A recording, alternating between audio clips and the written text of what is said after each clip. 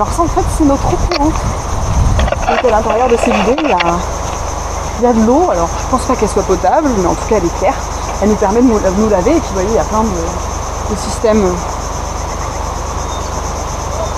de tuyaux pour alimenter tous les sanitaires que je vais présenter tout à l'heure.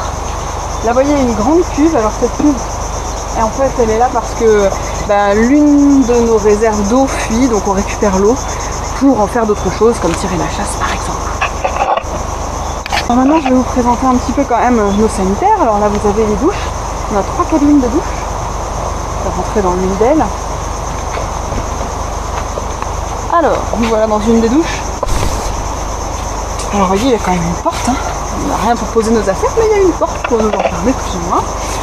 Là vous avez la pomme de douche entre guillemets, donc ça c'est un bambou qui est percé de petits trous, ce qui nous permet quand on ouvre le robinet d'avoir des petites gouttes et non pas un gros filet d'eau. Là par terre et juste derrière moi vous voyez qu'il y a un petit bout de bois. En fait lui il sert tout simplement à ceux qui sont plus petits d'atteindre le robinet, d'atteindre de quoi ouvrir là. Alors si on continue dans les sanitaires, là vous avez les toilettes, on en a 3 aussi, vous voyez qu'il y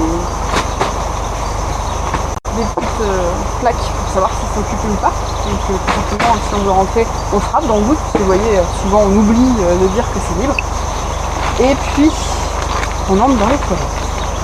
Bon ils sont pas très classes, hein.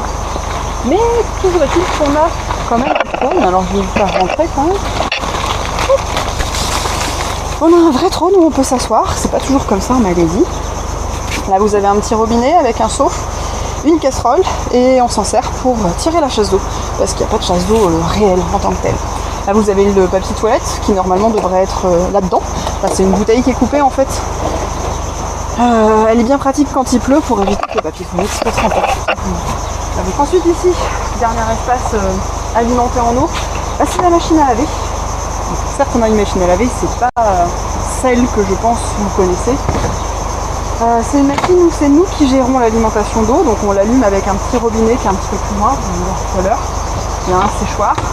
Donc c'est nous qui remplissons l'eau, on ferme le robinet pour arrêter l'eau. Et on choisit le temps de nettoyage. Alors c'est jamais plus de 5 minutes en réalité, hein, donc bon, c'est un nettoyage basique, mais bon c'est toujours ça. Là j'approche dans l'espace plutôt lavabo on va dire. Donc vous avez un robinet pour se laver les mains, les dents, etc. Un autre robinet ici, c'est lui qui sert en fait à alimenter la machine à laver. Le tuyau va directement à la machine à laver.